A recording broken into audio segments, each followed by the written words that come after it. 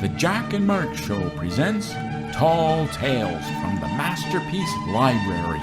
Today's episode, The Chicken from Another Planet. Well, I think we're onto a good thing this time. Growing our own chickens. It was so easy to put this chicken coop together. I just called shed in a day, cut some windows out of the thing, and put chicken wire around it. We're going to have fresh eggs. I've got one chicken so far. Should we call it a name? I mean, it's harder when you have to actually kill the chicken, if you give it a name and everything. How about just a number? That'll make it easier. We'll call him number 4. Her. Oh, her. My uncle was a farmer. He's credited with creating some of the first breeds of chickens that can lay 10 eggs a minute. No one knows how he bred this chicken to do this. And the chicken was the size of a bulldog. In fact, they called it the bulldog breed. He even used it to guard the house. He had a dog, but they got into a bit of a scrap, and so the dog went to the neighbors. Didn't the dog lose his eyes? Well, he lost his self-esteem. That was the big problem. And so my uncle gave the dog to the neighbor, and then the chicken took over guard duties. Someone tried to break into the house. But he laid an egg every 6 seconds. In fact, this chicken was absolutely a genius. To lay eggs like that, and knowing that the thief will slip on the kitchen floor, and he had his head and he was unconscious. And the chicken laid an egg in his mouth just to humiliate him. That's impressive, I think. Well, the criminal lost his self-esteem too, right? Well, yeah, he did lose his self-esteem. He'd actually been defeated by a chicken, just like the dog. And there was no roosters around in those days. This hen refused to have any roosters around because it was a really hardcore feminist. My uncle said, bring a rooster around. I think I want to have some chicks. So I'll bring a rooster around.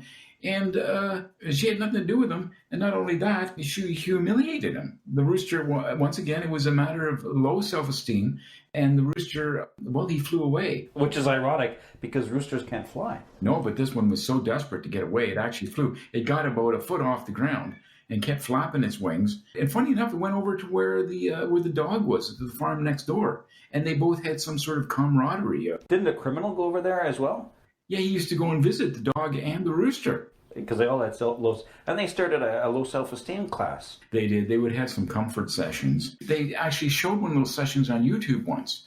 And of course, the criminal was the only one who could talk. But they seemed to... They would just sit there and silently meditate together. A chicken, a dog, and a dejected criminal or a thief. Yeah, this went viral on YouTube. What was the chicken's name, first of all? Did he have a name, or was she just numbered? He called it, what did he call it? Oh, he called it Pi. After the number? Yeah, 3.14. The chicken refused to respond to 3.14. What about 22/7? No, it wanted to be called Pi. That's how smart it was. It knew that 3.14 meant pi. If 3.14 means pi, then wouldn't it respond to both? How can this be possible? I think the chicken was so smart that it knew that 3.14 was only a very good approximation to pi. Oh, do you think that's what it was? Well, this chicken, you could give it math problems and it would peck out an answer in the dirt. Didn't it once try to solve the Riemann hypothesis?